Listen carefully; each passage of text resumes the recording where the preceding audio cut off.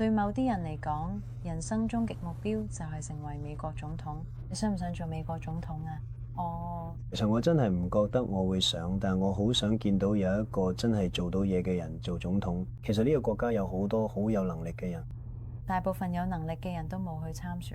如今大多數嘅男人都驚政治，真係可惜，唔係咩？係嘅。真係可惜。最有能力嘅人呢，就並非如此，一定競選公職。呢個真係對呢個國家嘅一種非常之悲哀嘅評價。佢哋擁有大型企業，擁有咁樣嗰樣嘅資產，但係佢哋並唔競選公職。好似你咁嘅人，點解唔競選公職呢？你已經有晒你可能需要嘅所有錢。你雖然只係34歲，但係已經成就咗好多嘢。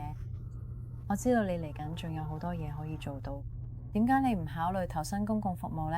因為我覺得嗰種嘅生活好刻薄，咁我會好想，我會願意為呢個國家奉獻我一生。但我覺得嗰種生活好刻薄。我亦都覺得，如果一個人有強烈立場，持有嘅可能唔太受歡迎嘅觀點，可能係啱，但係未必受歡迎，其實未必有機會選得贏。反而一個咁嘅老但笑容燦爛嘅人呢，就有機會。呢個對政治過程嚟講，真係一個好可悲嘅寫照。電視係咪怪咗，已經破壞咗呢個過程？電視真係對呢個過程造成咗好大傷害。即係話，好似亞伯拉罕、林肯嗰啲人，如果依家有電視，亞伯拉罕、林肯可能根本選唔到。佢唔係一個靚仔，而且佢都冇